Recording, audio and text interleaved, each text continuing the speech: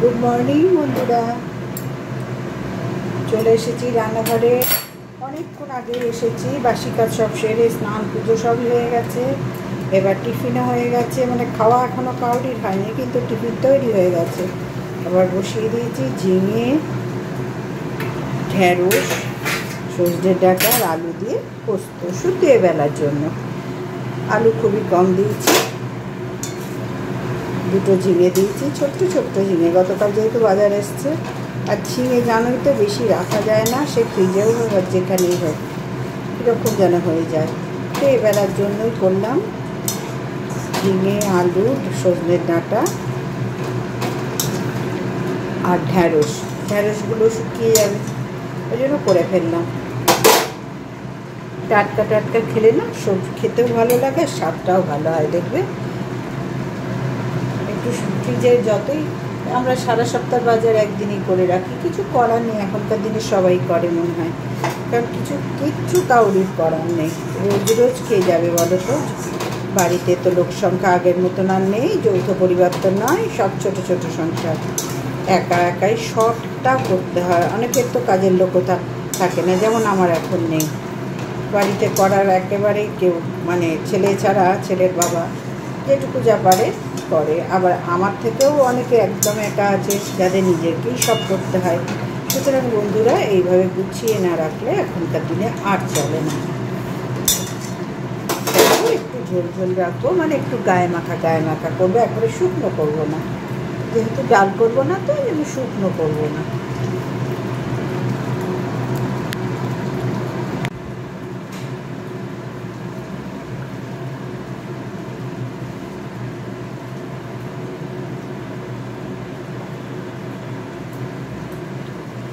পোস্তটা হয়ে এসেছে, এর মধ্যে একটু সর্ষের তেল আর দুটো কাঁচা লঙ্কা দিয়ে চিড়ে দিয়ে দেবো।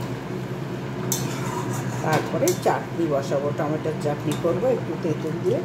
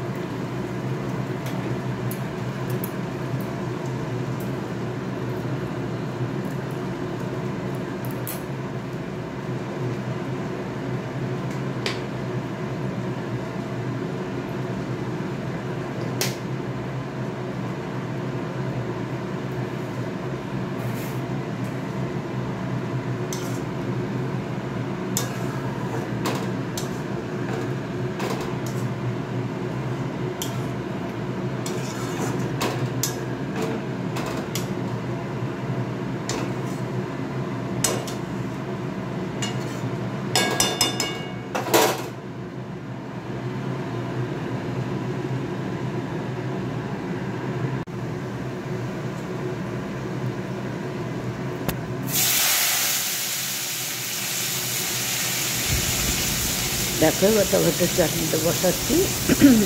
পোস্তটা হয়ে গেল, টমেটোর চাটনিটা বসিয়ে দিলাম, পাঁচফোড়ন দিলাম, সরষের তেল দিলাম। আর টমেটোগুলো একটু হালকা ভেজে নিতে হবে, নাহলে একটা কাঁচা কাঁচা গন্ধ হয়, দেখবে তোমরা। আর টমেটো যদি একটু ভেজে নাও, তাহলে দেখবে চাটনিটার স্বাদ কিন্তু খুব ভালো হয়। তো সেই জন্যই টমেটোটা একটু ভেজে নিচ্ছি। তারপরে এর মধ্যে নুন হলুদ দেবো। আর তেঁতুল দিয়ে করি আমি, অবশ্যই টমেটোর চাটনি যখন করি একটুখানি পাকা তেঁতুল দিয়ে দিই। দেখবে তোমরা টমেটোর চাটনি শুধু না কেমন যেন লাগে, একটু জলসা কিরম লাগে, জল মতো, মানে খুব গাঢ় না করলে টমেটোর চাটনি ভালো লাগে না। কিন্তু একটু তেঁতুল দিলে তুমি একটু ঝোল চাটনি গরমে খেতে পারবে। সেই জন্য একটু পাকা তেঁতুল আমি রেখেই দিই আমার ফ্রিজে, একটুখানি গুলে দিয়ে দিই। আর মিষ্টি তো দিতেই হবে বন্ধুরা, না হলে চাটনি আর কী করে হবে। চাটনি হওয়ার পরেই আবার চলে যাব আমি মাছের ঝাল করব। একটু নিম পাতা আছে, অনেক দিন ধরে নিম পাতা নিয়েছিলাম ছেলেটার থেকে, বাড়িটা থেকে আসে প্রসঙ্গিক। তো নিম পাতা একটুখানি আছে, আমার নিম পাতা খেতে না খুব ভালো লাগে। যদিও উঠছে এক গাদা এনেছে, গতকাল বাজার হয়েছে, সবই এনেছে, কিন্তু নিম পাতা কটা ফেলে দেবো। আর ফ্রিজে একটু নিম পাতা রেখে দেবে, দেখবে ফ্রিজে গন্ধও হয় না, পোকাও হয় না। একটা প্লাস্টিকে করে মুড়ে ফ্রিজে একটু নিম পাতা রেখে দেবে, নয় পাতি লেবু, নাহলে নিম পাতা রেখে দেবে, দেখবে ফ্রিজ একদম ঝকঝকে টকটকে থাকে। ফ্রেশ ফ্রিজ থাকে। তো যাই হোক, এই নিম পাতা একটুখানি বার করলাম আর একটু ফ্রিজে ঢুকিয়ে রাখলাম। চাটনি হতে হতে তারপর ওদিকে আবার গোছাবো। আর জীবনটাই তো এরকম, বলো, একটার পর একটা কাজ করলে চলবে আমাদের? সকাল থেকে উঠেই কাজে মন দিয়ে দিতে হয়, না হলে হয় বলো এত কাজ? দেখো, যার যার কাজ তার কাছে এত বলেই মনে হয়। অনেকে হাসবে, অনেকে উপহাস করবে, মানে ঠেস মারার ব্যাপার স্যাপার থাকে, কিন্তু আমার কাছে মনে হয় যে যেখানে থাকে, যার যেরকম জীবন লাইফস্টাইল, তার কাছে সেই কাজটাই বিশাল বলে মনে হয়। তার কাছে সেই কাজটাই যথেষ্ট একটা মানুষের। সে যার যেরকম লাইফস্টাইল, তার কাছে সেই কাজটাই বড়। সুতরাং আমার কাছে আমার কাজ বড় সেই হিসেবে। তো এই কাজ করতে করতেই আমার 3টে সাড়ে 3টেই বেজে যায়, কিছু করার নেই। আগে বলতাম খেয়ে নে, আগে না, এখন ওদের বলি খেয়ে নি, আমার জন্য ওয়েট করিস না, কারণ এত বড় বাড়ি মুছবো, একদম সবটা করবো, ঝঞ্ঝাটের ব্যাপার আছে, বুঝোই তো, প্রচুর গাছে জল দেওয়ার ব্যাপার থাকে, সবটা সেরে আজকে বলছি ঠাকুর দেওয়া থাকে, সমস্ত সব সেরে কাচাকুচি, বাসন মাজা। এখন তার কাজের লোক নেই, সুতরাং নিজের হাতে নিজেকেই সবটা করতে হয়। গলাটাও দেখো ধরে ধরে আসছে, ওই যে 2-3বার চান করি তো। আর দেখো, ইয়ং বয়সে একটা হয়ে যায়, কিন্তু বয়সটা তো হয়েছে ভাই, মিথ্যে কথা বলে লুকিয়ে চাপিয়ে তার বয়সকে রাখতে পারবো না। তোমরা মুখ দেখে তো বুঝতে পারছো। সুতরাং বন্ধুরা, সেখানে মিথ্যে কথা বলে কতদিন চালাবো বলো তো? আর আমার ওসব ভালোই লাগে না। আমি তাই তোমাদের সামনে আসি। দেখবে তোমরা, আমরা যেরকম আছি সেরকমভাবেই তোমাদের সামনে আসি, কোনো বাড়াবাড়ি আমাদের মধ্যে দেখতে পাবে না। হ্যাঁ, মধ্যে মধ্যে একটু চিৎকার চেঁচামেচি পাবে, ওটা স্বাভাবিক, সংসারে ওটা হয়। সবাই তো আর সবসময় ঠান্ডা মাথায় ও গো হ্যাঁ গো মা কী হয়েছে এরকম করে কথা হয় না। সুতরাং চেঁচামেচি হওয়াটাই স্বাভাবিক। হ্যাঁ, অতিরিক্ত মাত্রায় যেন না হয়, কিন্তু রোজকার কথাবার্তা এইভাবেই সকলের বাড়িতে হয়। সবাই আস্তে আস্তে কথা বলতে পারে না। একজনকে দিয়ে সবাইকে বিচার করা পৃথিবীতে সম্ভব নয়। আর বিচার করার আমরা কে বলো তো? বিচার তো ভগবান করবেন যার তারটা। আমরা শুধু কাজ করে যাব নিজেদের, ব্যাস এইটুকুই আমাদের কাজ পৃথিবীতে। যে যার জায়গায় ঠিকঠাক সময় মতন কাজ করা, কাউরির দিকে কাউকে তাকাতে হবে না, কারণ আমি কাউরির করব না, আমার জন্য কেউ করে দেবে না গো। তাহলে তো পৃথিবীতে কোনো দুঃখ কষ্ট সমস্যা অশান্তি মার দাঙ্গা হাঙ্গা কিছুই থাকতো না। একদম সেই সাজানো গোছানো স্বপ্নের মতন পৃথিবী চলত। তাই কি হয়? সেটা হয় না, কখনো সেটা হয় না। সেই জন্যই সবটা মানিয়ে গুছিয়ে নিয়ে চলাটাই বুদ্ধিমানের কাজ। তো তোমাদের সাথে কথা বলতে বলতে আমার টমেটোর চাটনিটাও প্রায় হয়ে এসছে, আর একটু ফুটলেই আমি নামিয়ে দেবো, তারপরে ওদিককার কাজ করব। জীবন মানেই তো এইরকম, তাই না বন্ধুরা? সমস্যা ছাড়া জীবন হয় না, আর আকাঙ্ক্ষা ছাড়া জীবন চলে না।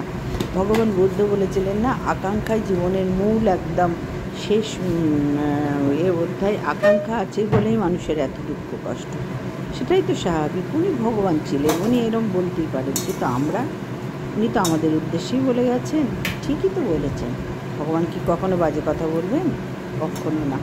ওনারা মহাপুরুষ, ওনারা ভগবান, ওনারা তো এই ধরনের কথাই বলবেন, আর ওনাদের বাণী মনে রেখেই আমাদের চলা উচিত।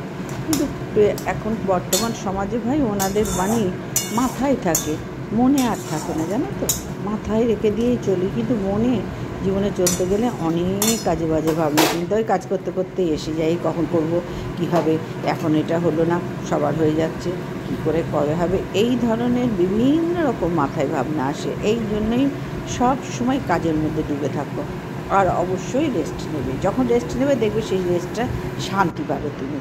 আর কাজ পেলে রেস্ট নিলে দেখবে কোনোভাবেই তুমি শান্তি পাবে না। সুতরাং বন্ধুরা, কাজ করো আর নিজের কাজের দিকে ধ্যান দাও, তাহলেই হয়ে যাবে। পরিবারের সবাইকে ভালো রাখার চেষ্টা করো, পাড়া প্রতিবেশীকে ভালো রাখার দায়িত্ব তোমার নয়, যার যার দায়িত্ব তার। তুমি ভালো রাখতে গেলে মারবে যাটা, তুমি সরে আসবে আস্তে আস্তে।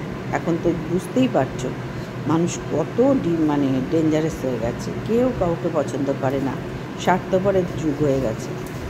স্বার্থ থাকলে তবেই তোমার পাশে এসে দাঁড়াবে, স্বার্থ না থাকলে কেউ দাঁড়াবে না। স্বার্থ ফুরিয়ে গেলেই যে যার মতন সরে যাবে ভাই, এটাই জামানা, এটাই যুগ। তো কী করা যাবে বলো, তার চাল দিয়েই তো আমাদের চলতে হবে, সেইভাবেই চলছি আমরা। আর আমার এই গরমের মধ্যে কোথায় কী যাবো বলো, এমনিতে আমাদের বাড়িতে কেউ থাকা নেই, যেতেই পারি না। তার মধ্যে ছেলের বাবার শরীরটাও ভালো যায় না, বয়স হয়ে যাচ্ছে। তারপরে বয়সের অনেক আগেইও একটুখানি অথর্ব টাইপের হয়ে গেছে। ওদের ফ্যামিলির ট্র্যাডিশন হচ্ছে না এরকম অথর্ব অথর্ব, একটু থ্যাবড়া থ্যাবড়া মতো। আমি দেখেছি, আমি এসের থেকে লক্ষ্য করেছি, ফ্যামিলির ট্র্যাডিশনটাই হচ্ছে একটু থ্যাবড়া থ্যাবড়া মতন। আমার শ্বশুরমশাই কিন্তু খুব চাঙ্গা ছিলেন, আমার শাশুড়ি মা হচ্ছেন থ্যাবড়া থ্যাবড়া ছিলেন। আর সেই থ্যাবড়া স্বভাবটা ওই মায়ের থেকে এরা সব পেয়েছে, থ্যাবড়া থ্যাবড়া মতো। আমার স্বামী পেয়ে, এরা সব বলছি, ভুল বলছি বন্ধুরা, আমার স্বামী পেয়েছে, সব কাজ করে, অ্যাক্টিভ, এমনি অ্যাক্টিভ আছে, সবই তো করছে, কিন্তু একটু থ্যাবড়ানো স্বভাব আছে, মানে একটু শুয়ে বসে থাকতে, এই গল্প, বসে বসে গল্প করতে, এগুলো খুব ভালোবাসে। আর আমার স্বভাব হচ্ছে চটপট চাঙ্গা হয়ে সব কাজ করো, গল্পের সময় গল্প করবে, কাজ ফেলে যখন তখন বসে হাতে এঁঠো নিয়ে বসে খাওয়ার টেবিলে 1 ঘন্টা বসে হা হা হি হি করা, বন্ধুরা আমার কোনো কালে পছন্দ ছিল না, আজও পছন্দ হয় নয়, আগামী জীবনেও পছন্দ হবে না।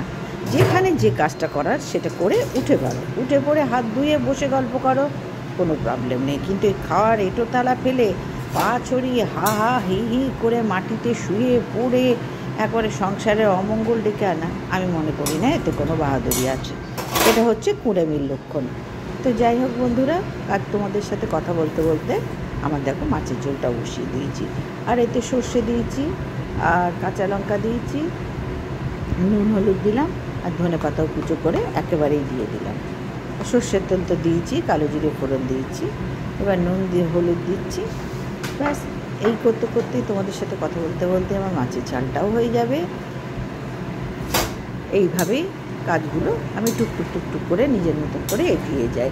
ভাই একটা করে কাজ করব তবে তার একটাই হাত দেব, আমি মনে করি সেটাই আমার কাছে সুবিধা, আমার যেটা সুবিধা হয় আমি সেটাই করি, নাহলে সামলাতে পারবো কী করে বলো তো। আর আমার বাড়িঘর দেখবে না কোনো সময় হুলুস তুলুস, সেখানে নোংরা থাকে না গো।